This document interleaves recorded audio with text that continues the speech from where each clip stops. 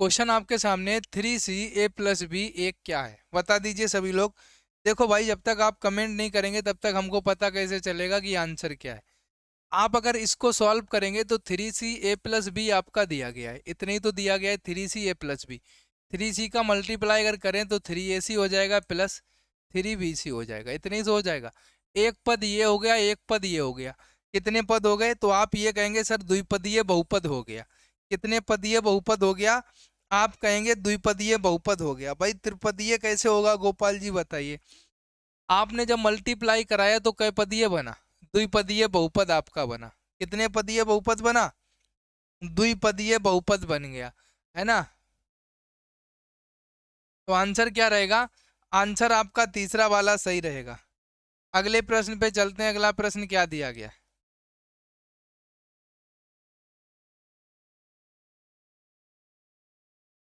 अगला प्रश्न आपके सामने क्या दिया गया है, उस प्रश्न पे चलते हैं। बताइए भाई, अगला प्रश्न आपके सामने है कि प्रकृत संख्या एक की पूर्ववर्ती संख्या क्या है, आपको बतानी है। जो प्रकृति संख्या एक है उसकी आपको पूर्ववर्ती संख्या बतानी है। तो सारे लोग बता दीजिए, प्रकृति संख्या एक की पूर्ववर्ती संख्या क्या होगी। बताइए भाई सभी लोग आंसर। एक की पूर्ववर्ती आपसे पूछी गई है, तो आप बताइए एक की कोई भी पूर्ववर्ती संख्या होती है या फिर नहीं होती है? एक की पूर्ववर्ती संख्या क्या होगी? बताओ भाई। सभी लोग आंसर को बता देंगे, एक की पूर्ववर्ती संख्या क्या होगी। जल्दी से आंसर को कमेंट में छाप दीजिए, देखते हैं किस किस का आंसर आता है। बताइए भाई जल्दी से सभी लोग आंसर। सारे लोग आंसर बता दीजिए, आंसर क्या रहने वाला है बताइए।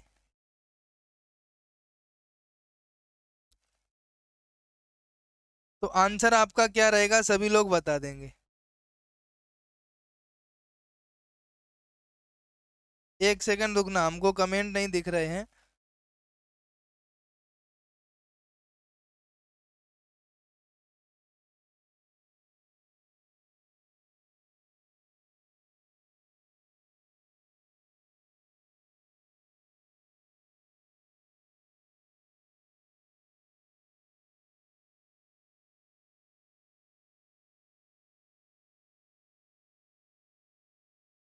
देखो सबसे पहले तो हम आपको बता दें, एक की कोई भी पूर्ववर्ती संख्या नहीं होती है, तो आप आंसर क्या करेंगे? नानाबदीज करेंगे, है ना। चलिए भाई, अगला क्वेश्चन आपके सामने जो दिया गया है सभी लोग देखिएगा। आंसर क्या है सारे लोग बता दीजिए। एक सेकेंड रुकना, सारे लोग आंसर बताइएगा तब तक।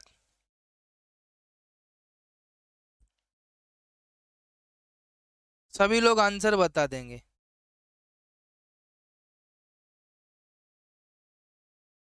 आंसर सारे लोग तब तक बता देंगे। हमारे फोन में कमेंट नहीं दिख रहे हैं, तब तक आप लोग आंसर बताइए, हम ठीक करते हैं।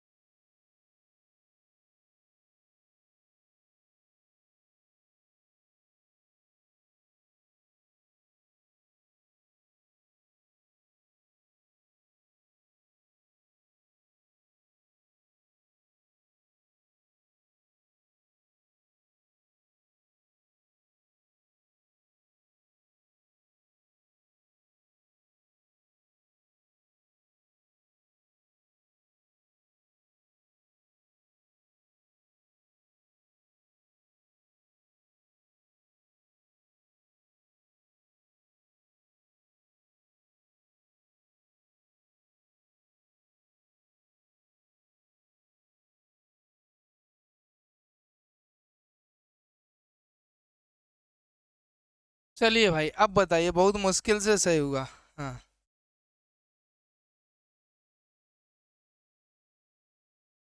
ठीक है।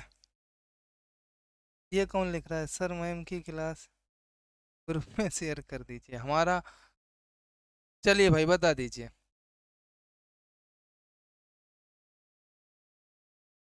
अब देखो आंसर आपका क्या हो जाएगा यहाँ पर, मनोवृत्ति हो जाएगा, एटीट्यूड जिसको बोलते हैं। निम्नलिखित में से कौन सा विद्वानों के मूल्यांकन का एक उद्देश्य नहीं है?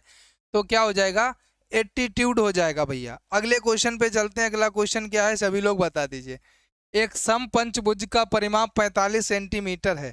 ठीक है, कितना है सर?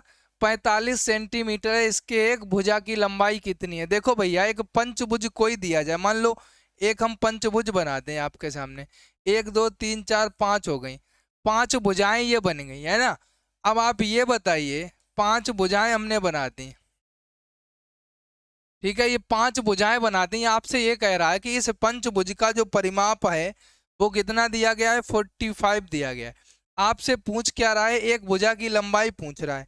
तो आप सभी लोग, गुड इवनिंग भाई, गुड इवनिंग। एक बार सभी लोग शेयर कर दीजिए, सारे लोग एक बार शेयर कर देंगे। बता दीजिए कि आवाज हमारी आप तक पहुंच पा रही है। सारे लोग बता दीजिए कि आवाज हमारी आप तक सही से पहुंच पा रही है। बताइए, तो फिर आंसर कर दीजिए सभी लोग, आंसर कर दीजिए सारे लोग, बताइए। 9 आएगा। देखो भाई, अब देखो पंचभुज का परिमाप क्या होता है। अगर हम पंचभुज का परिमाप लिखेंगे आपके सामने, पंचभुज का परिमाप इक्वल टू, आप सभी जानते हैं 5 इंटू भुजा हो जाएगा, हो जाएगा 5 इंटू भुजा। तो भैया आप ये बताइए, परिमाप आपको 45 दिया गया, इक्वल टू 5 भुजा आप ए मान लीजिए। 5 से काट दो, 5 नेमा 45, इक्वल टू कितना हो जाएगा? 9 हो जाएगा। यानी सर भुजा की लंबाई कितनी आ जाएगी? 9 आ जाएगी। कितनी आ जाएगी सर? 9 आ जाएगी। बताइए किसी को कोई दिक्कत हो? अगर ऐसा कभी भी प्रश्न आपके सामने आ जाए और आपको आंसर करना पड़ जाए तो आप आंसर क्या करेंगे? बताइए, भुजा की लंबाई कितनी हो जाएगी? 9 हो जाएगी। अगले क्वेश्चन पे चलते हैं। अगला क्वेश्चन क्या है सभी लोग देखिएगा, बहुत ही अच्छा सा प्रश्न है। सारे लोग देखिए और आंसर बताइए, देखते हैं किस किस का आता है। क्वेश्चन दिया गया है, पी पे पावर जेड है प्लस क्यू पे पावर क्यू ही दिया गया है माइनस जेड पे पावर 5 दिया गया है अपान पी अपान जेड दिया गया है प्लस आपका पी क्यू दिया गया है माइनस पी क्यू जेड दिया गया है। आपको सर आंसर बताना है कि आंसर कितना हो जाएगा। सभी लोग बता दीजिए सर आंसर। एक बार सेशन को सभी लोग शेयर भी कर दीजिए, है ना। ये सवाल दिया गया है, P बराबर आपको कितना दिया गया? -2। Q बराबर कितना दिया गया है? 3। और Z बराबर कितना दिया गया है? 2। आपको आंसर करना है सर। आंसर कितना आएगा सभी लोग बता दीजिए। देखो भाई बहुत सिंपल है, अगर आप इसको करना स्टार्ट करें तो P बराबर 2 है, P पे पावर Z है यानी 2, यानी -2 पे पावर कितना हो जाएगा? 2 प्लस Q पे पावर Q है यानी 3 पे पावर 3 हो जाएगा माइनस जेड पे पावर 5 है यानी 2 पे पावर 5 हो जाएगा अब अपान पी अपान जेड है यानी पी -2 है, जेड 2 है, 2/2 हो जाएगा प्लस पी क्यू है यानी कि -2 गुणे क्यू कितना है? 3 है। इतना लिखिए। इसके बाद माइनस पी क्यू जेड, तो माइनस माइनस डायरेक्टली इसको प्लस ही कर दें और 2 गुणे 3 गुणे 2 लिख दें। 2 गुणे 3 गुणे 2।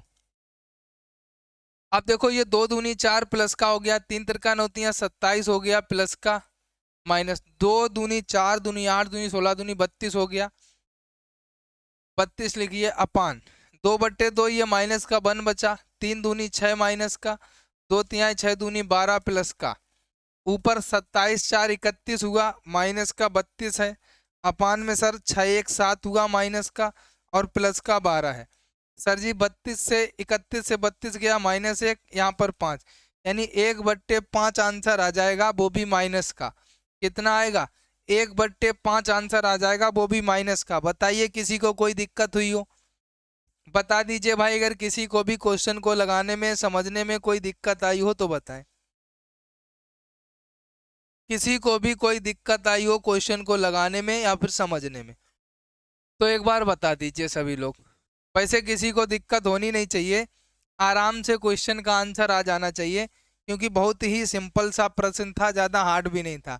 और देखो भाई, आप लोग शेयर नहीं करते हो, आप लोग शेयर नहीं करते हो, जबकि आपकी डेली क्लास अब चल रही है, फिर भी आप सभी लोग शेयर नहीं करते हैं। और अगर शेयर नहीं चले करेंगे तो भैया कैसे काम चलेगा, आप बताओ खुद ही। अगर आप लोग शेयर नहीं करेंगे तो कैसे काम चलेगा। अगला है, अनु की आयु उसकी माँ की आयु का 1/3 है। अनु की जो आयु है उसकी माँ की आयु का कितना है, 1/3 है। यदि अनु की आयु 12 वर्ष है तो माँ की आयु कितनी है, आपको ये बताना है। अगर अनु की आयु 12 वर्ष दी गई है तो उसकी माँ की आयु कितनी होगी। सभी लोग आंसर को कमेंट में झोंक दीजिए, बताइए भाई आंसर कितना रहने वाला है।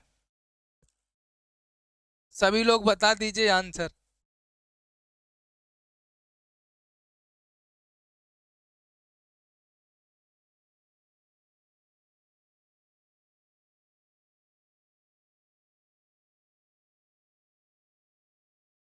बता दीजिए भाई सभी लोग आंसर।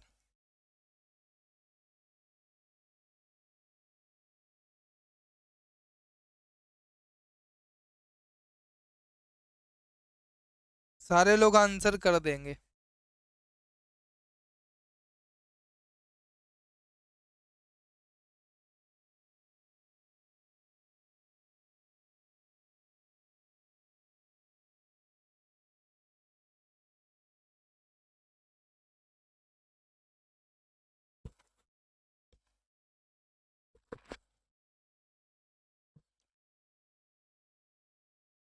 आंसर कोई भी नहीं, 36 बता रहे। देखो भाई, मान लो अनु की आयु उसकी माँ की आयु की 1/3 थी। मान लो माँ की आयु कितनी है, माँ की आयु माना, माँ की आयु, माँ की आयु बराबर 1 वर्ष है। तो अनु की आयु कितनी आपको बताई गई है, अनु की आयु कितनी है भैया, माँ की आयु का 1/3 है, तो 1/3 अनु की हो जाएगी। लेकिन यदि अनु की आयु 12 वर्ष, अब इसके बराबर कितना दिया गया, 12, क्रॉस मल्टीप्लाई करेंगे तो भैया एक्स इक्वल टू कितना हो जाएगा, 12×3 = 36। तो भैया एक्स बराबर 36 आ जाएगा। तो माँ की आयु हमने कितनी मानी थी, एक्स, एक्स बराबर कितना हो गया, 36। आंसर कितना आ गया, 36। बताइए भाई, सभी लोग बताइए, अगर आंसर आपका आ गया हो तो बता दीजिए। सभी लोग एक बार बता देंगे अगर आपका आंसर आ रहा हो। बता दीजिए भाई, सभी का आंसर आ गया ना, 36। तो फिर आगे चलिए। अगला सवाल बहुत अच्छा भी है, बहुत बड़ा भी है। अल्फा एवं बीटा बहुपद है, x² - 5x + k के शून्यक हैं। जहां अल्फा माइनस बीटा 1 है तो के की वैल्यू बतानी है। बता दीजिए भाई, के की वैल्यू क्या रहेगी।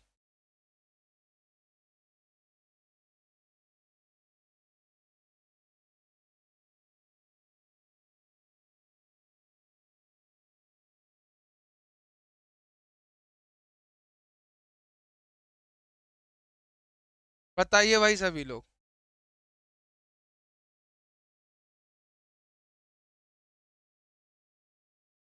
सभी लोग बता दीजिए। इसका आंसर अगर बता दिया तो समझ लो आप लोग बहुत होशियार हो गए।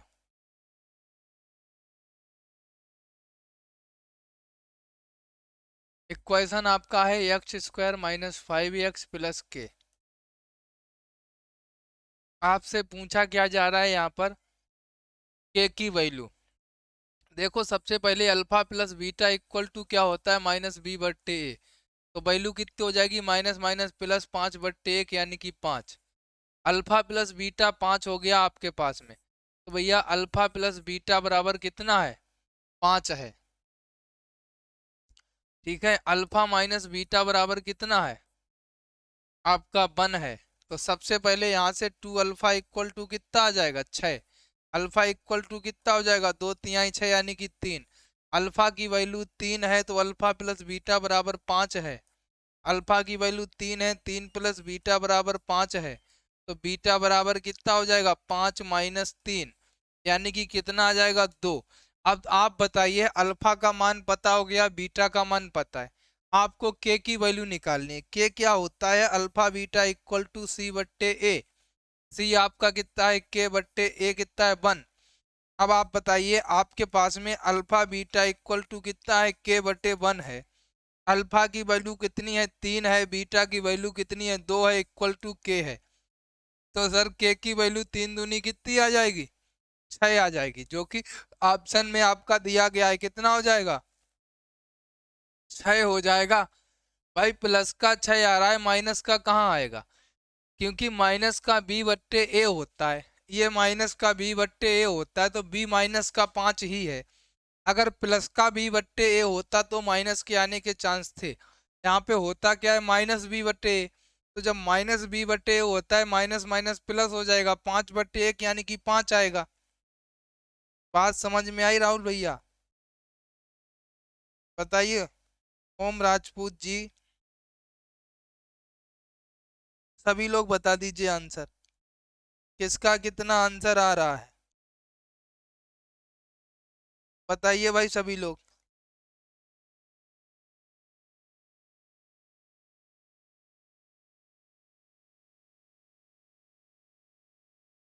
सभी लोग बता दीजिए, सभी के समझ में आ गया होगा। चलिए अगले प्रश्न पे चलते हैं। अगला प्रश्न क्या है, बहुत ही अच्छा प्रश्न है। देखो प्रश्न क्या है बताइए, आंसर बताना है आपको। सीरीज आपके सामने दी गई है -7 -1 5, फिर आपका ब्लैंक है, फिर आपका 17 है। आंसर कितना आएगा बताइए।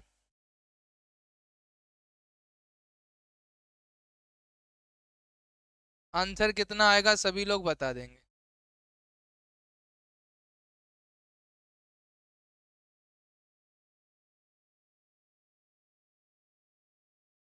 बताइए भाई सभी लोग आंसर।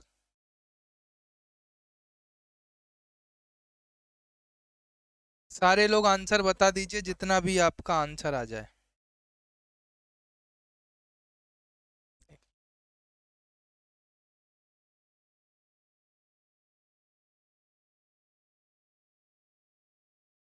बताइए भाई।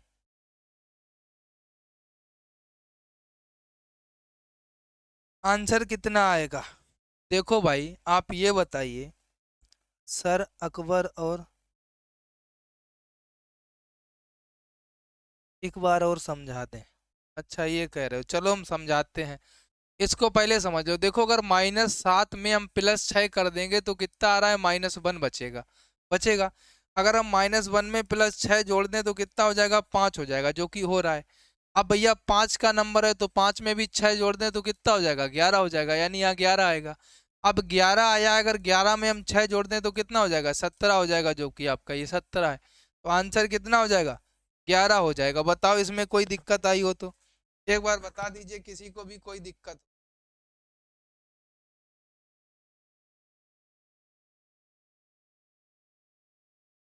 बताइए भाई किसी को भी कोई दिक्कत आई हो तो। अब देखो पीछे वाले अगर क्वेश्चन की हम लोग बात करें, एक बार और हम समझा देते हैं। देखो आपने हाई स्कूल में एक फार्मूला पढ़ा होगा, क्या फार्मूला था, अल्फा प्लस बीटा यानी मूलों का योगफल इक्वल टू -b/1। सबने पढ़ा होगा, पढ़ा था। पहला वाला पद ए होता है, दूसरा बी होता है, तीसरा सी होता है। Alpha into beta equal to आपने पढ़ा होगा c/a, पढ़ा था। दोनों क्लियर। अब सर बी आपने पढ़ा कि दूसरा है, माइनस चिन्ह तो इसमें भी है और माइनस का 5 है बटे 1, तो भैया माइनस माइनस प्लस हुआ था, आपका 5 बचा था अकेला। यानी अल्फा प्लस बीटा बराबर 5 है। अल्फा इंटू बीटा बराबर c/सी के है, k/1 हो जाएगा, यानी कि के रहेगा। क्लियर है। अब आपको अल्फा प्लस बीटा की वैल्यू कितनी दी गई 5, अल्फा माइनस बीटा की वैल्यू सवाल में ही दी गई 1।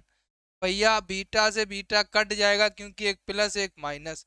अल्फा अल्फा जोड़ा 2 अल्फा इक्वल टू 5 है कितना 6, 2 एकम 2, 2 तिहाई 6, अल्फा इक्वल टू कितना आएगा 3 आएगा।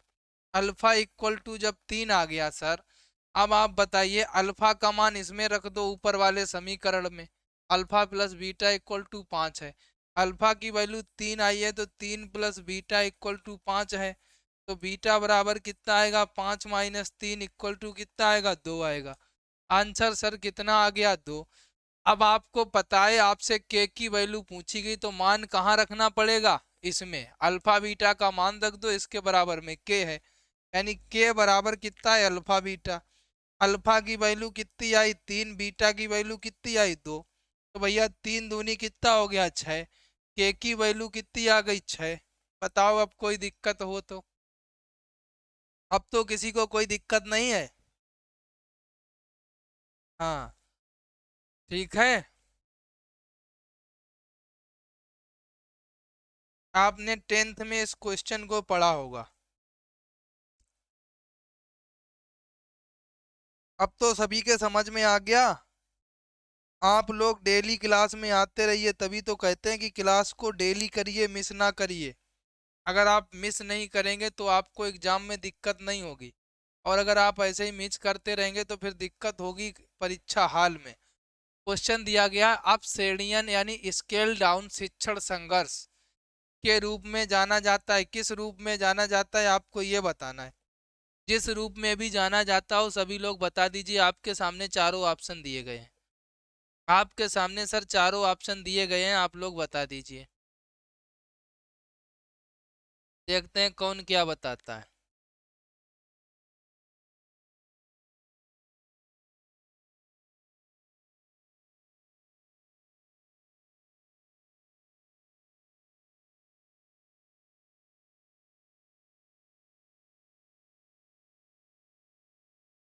बताइए भाई। आंसर क्या हो जाएगा, किस रूप में जाना जाता है? सूक्ष्म शिक्षण के रूप में। ये क्वेश्चन कल वाले पेपर में भी था, जब हम आपको कल करा रहे थे। क्या हो जाएगा, सूक्ष्म शिक्षण, माइक्रो टीचिंग। अगला आपके सामने है, क्वेश्चन दिया गया है, स्वयं सिद्ध विशिष्ट से खालिस्तान की अवधारणाएं होती हैं। यानी जिसको हम स्वयं सिद्ध करते हैं, त्रिकोणमिति में, बीज गणित में, ज्यामिति को या फिर अंक गणित को कहते हैं स्वयं सिद्ध विशिष्ट से किसकी अवधारणाएं होती हैं? त्रिकोणमिति की अवधारणाएं, बीज गणित की अवधारणाएं, ज्यामिति की अवधारणाएं या फिर अंक गणित की अवधारणाएं। Trigonometry, algebra, geometry, arithmetic. बता दीजिए आंसर क्या हो जाएगा। सभी लोग बता देंगे आंसर। देखो जिसको भी नहीं पता है तो वो लोग याद रखना, ज्योमेट्री होता है, ज्यामिति की अवधारणाएं होती हैं। अगले प्रश्न पे चलते हैं। अगला प्रश्न आपका दिया गया है, क्वेश्चन क्या है सभी लोग देखो। क्वेश्चन है, एल्गोरिदम की डी न्यूमेरो इंडोरम खालिस्तान के द्वारा अरब अंकगणित पर किया गया कार्य क्या था? सभी लोग बता देंगे। अल खरवली था, अर खरकली, अबिल वेफेर था, उमर खयाम था, अल खयारजमी था। आंसर क्या हो जाएगा सर, आप लोग बता दीजिए। सभी लोग आंसर बता देंगे। आंसर क्या रहेगा आपके सामने सर, चार ऑप्शंस दिए गए हैं। सही आंसर क्या होगा सारे लोग बता देंगे। जो भी सही आंसर हो सभी लोग बता दीजिए।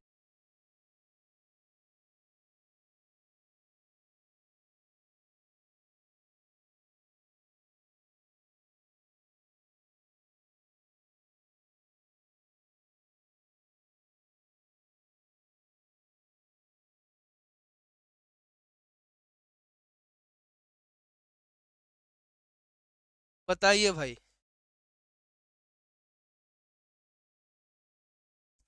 आंसर क्या रहेगा? अल ख्वारिज्मी हो जाएगा। एल्गोरिदम डी न्यूमेरो इंडोरम खालिस्तान के द्वारा अरब अंकगणित पर किया गया कार्य क्या था? आंसर रहेगा अल ख्वारिज्मी।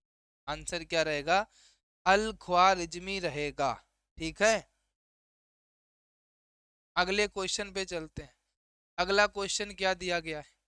क्वेश्चन आपके सामने क्या है सभी लोग देखो। क्वेश्चन है, खाली स्थान है, 2 साल के बच्चे की क्षमता है जो भोजन का उपभोग करने के लिए फिट होने पर अधिक और कम चीजों के बीच अंतर करने में सक्षम है। संकेतन की समझ, संख्या की पहचान में, संकेतन की पहचान में, सहेज संख्या बोध में। बता दीजिए। अंडरस्टैंडिंग ऑफ नोटेशन, या फिर रिकॉग्नाइजेशन ऑफ नंबर्स, या फिर रिकॉग्नाइजेशन ऑफ नेशंस नोटेशंस, या फिर इनिनेट नंबर सेंस। बता दीजिए। सभी लोग आंसर बता दीजिए। सर अदर क्लास नहीं लगेंगी। ओम भैया सारी क्लासें, हिंदी की क्लास तो चलती ही है।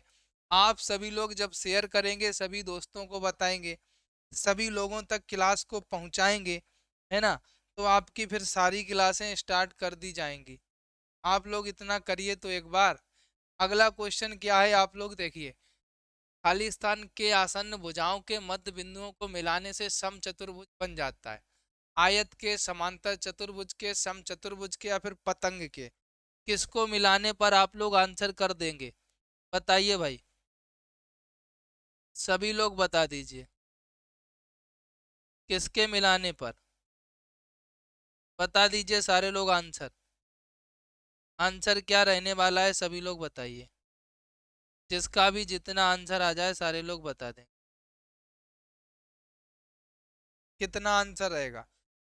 आप लोग आंसर क्या कर देंगे? आयत के अगर आप आसन्न भुजाओं के मध्य बिंदुओं को आपस में मिला देंगे, वो क्या बन जाएगा? समचतुर्भुज बन जाएगा। सभी लोग याद रखें। अगला क्वेश्चन आपके सामने एक दिया गया है, बहुत ही अच्छा प्रश्न है। प्रश्न है, 7 लड़कों का माध्य वजन 45 किलो है। कितने बच्चों का सर? 7 बच्चों का। आपको कितना दिया गया है? 7 बच्चे हैं, इनका औसत वजन कितना है? 45 kg है। 6 का वजन कितना है? तो आप लिख देंगे, एक का 53 है, एक का 45 है, एक का 40 है, एक का 37 है, एक का 42 है, एक का 50 है। ये वजन आपका दिया गया है, जो आपके 6 हैं उनका। आपसे पूछ रहा है तो भैया सातवें का वजन कितना होगा? जो सातवां एक बच्चा और है, इसमें 6 का वजन दे दिया गया। सातवां जो बच्चा है उसका वजन क्या होगा, आपको ये बताना है। सभी लोग क्वेश्चन को आंसर में कर दीजिए। अब तो हमने सारे पूरा सवाल ही आपके सामने लिख दिया है। बताइए भाई, सातवें का वजन कितना हो जाएगा? सारे लोग बता देंगे। बताइए, सभी लोग बता दीजिए आंसर क्या रहेगा। जो सातवां बच्चा होगा उसका वजन कितना रहेगा? आप लोग एक बार आंसर में कमेंट कर दीजिए, कमेंट में आंसर कर दीजिए। बता रहे हैं आंसर में कमेंट कर। आंसर में कमेंट नहीं होता है, कमेंट में आंसर जरूर होता है। ठीक है, तो कमेंट में एक बार आंसर सभी लोग कर दीजिए। बता दीजिए कि आंसर कितना रहने वाला है। देखते हैं किस किस का आता है। देखो भाई, बहुत सिंपल क्वेश्चन है। आपको करना क्या है, 7 बच्चे हैं तो सबसे पहले 7 का इसमें मल्टीप्लाई कर दीजिए। कितना आ जाएगा? 7 × 5 = 35 की 5 हासिल 3, 7 × 4 = 28, 29, 30, 31, 315। इन सभी को जोड़ दीजिए। 7 × 2 = 9, 9 × 5 = 14, 14 × 3 = 17 की 7, है ना। हासिल कितना? एक बचा। 5 1 6, 6 4 10, 10 4 14, 14 3 17, 17 4 21, 21 5 26, यानी कि 267 आ गया 6 का वजन। सातों का वजन 315 है, 6 का वजन 267 है। अगर 6 का वजन सातों के वजन से घटा देंगे तो एक का पता चल जाएगा। 15 से 7 गया तो कितना बचा? 8 7 15, 8 बचा। यहाँ पे कुछ भी नहीं बचा। यहाँ से ली ढाई, 10 हुआ, 10 से 6 गया, 4 बचा, 2 से 2 गया, कुछ नहीं, यानी 48 kg, यानी 48 kg आंसर आ जाएगा। कितना आएगा सर? 48 kg आपका आंसर आ जाएगा। जो सातवां बच्चा होगा वो कितने का होगा? 48 kg का हो जाएगा। चलो अगला क्वेश्चन आपके सामने दिया गया है, सभी लोग देखिए और आंसर बता दीजिए। क्वेश्चन है, 2x - 8 डिवाइड बाई 8 - 2x की घात कितनी है? इस पे आपसे घात पूछी जा रही है, आपको घात बतानी है। बहुत सिंपल क्वेश्चन है। घात बता दीजिए सभी लोग। बताइए, पावर आपको बतानी है। जो इस पे पावर है, आपको कोई पावर दिख रही है क्या? बताइए भाई।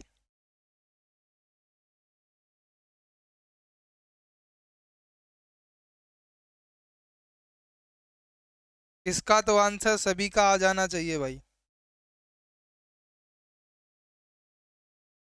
बताओ भाई, आंसर सभी लोग बता दीजिए। अगर इस पे घात की बात करेंगे तो कितनी घात हो जाएगी?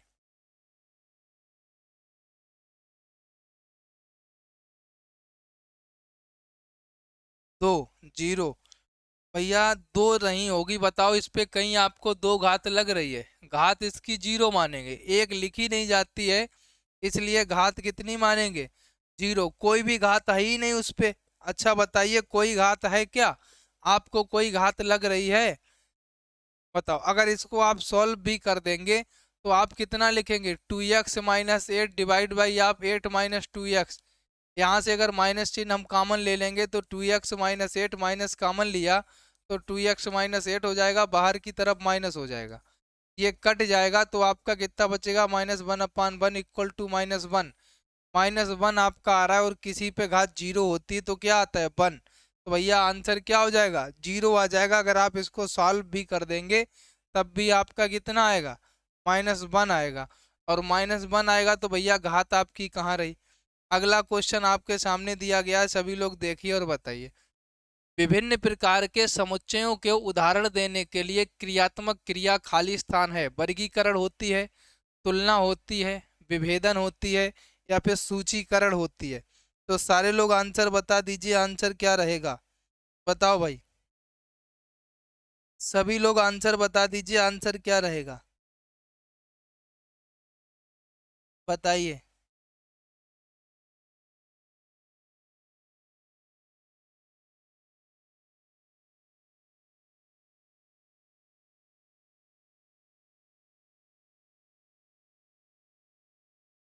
सभी लोग बता दीजिए, आंसर क्या रहेगा? देखो भाई, अगर क्वेश्चन पूछा जाए विभिन्न प्रकार के समुच्चयों के उदाहरण देने के लिए क्रियात्मक क्रिया वर्गीकरण होती है, क्या होती है? आपको आंसर क्या करना है? क्लासीफाइंग करना है ना? क्या होती है? वर्गीकरण होती है। अगला प्रश्न बहुत ही सिंपल सा दिया गया आपके सामने। रैखिक समीकरण क्या दिया गया है? रैखिक समीकरण 2x + 5/2x + 5 इक्वल टू आपका 10 दिया गया है। 2x + 5 इक्वल टू आपका 10 दिया गया है। तो सभी लोग आंसर बता देंगे 2x + 5 इक्वल टू 10। इसकी वैल्यू क्या रहेगी? x अक्ष से मिलता है, जब x अक्ष से मिलेगा तो y बराबर 0 कर देंगे। तो 2x + 5 इंटू 0 इक्वल टू 10 हो जाएगा। हो जाएगा 10। तो 2x इक्वल टू 10 है तो भैया x इक्वल टू कितना होगा? 10/2 होगा, यानी 2×5 = 10। कितना आ गया? 5 आ गया। x इक्वल टू जब 5 आ गया तो भैया x इक्वल टू 5 अगर आप देखेंगे और y इक्वल टू 0 होगा तो भैया आपका कौन कौन सा आएगा? एक्स कामा बाई तो लिखते हो, तो एक्स तो आपका 5 आ गया, बाई आपका 0 है, तो कितना हो जाएगा? 5, 0 आंसर हो जाएगा। बताओ किसी को कोई दिक्कत हो? कितना आंसर हो जाएगा? 5, 0 हो जाएगा। अगर किसी को भी यहाँ पर दिक्कत हुई हो तो एक बार बता दे भाई, किसी को भी कोई दिक्कत आई हो। अगला क्वेश्चन आपके सामने है। समीकरण x + 9 इक्वल टू 12 के हल का चयन करें। इसके हल का आपको चयन करना है, बताइए। x + 9 इक्वल टू 12 के हल का आपको चयन करना है, सभी लोग चयन कर दीजिए। सभी लोग चयन कर दीजिए, कितना आंसर आएगा बताइए। बताओ भाई, आंसर कितना आएगा?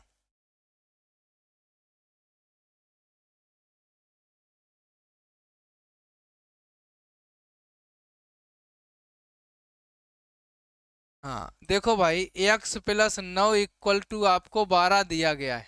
अगर इसको आप पक्षांतर कर देंगे तो 12 - 9, x इक्वल टू कितना बचेगा? 3। इतना सिंपल सा सवाल था, हर कोई लगा सकता था, किसी को कोई दिक्कत नहीं आनी चाहिए थी क्वेश्चन को लगाने में। बताइए भाई, किसी को कोई दिक्कत आई क्वेश्चन को लगाने में? तो एक बार हमको बताइए, कोई दिक्कत नहीं आई होगी। अगला प्रश्न आपके सामने दिया गया है, सभी लोग देखें प्रश्न को लगाएं।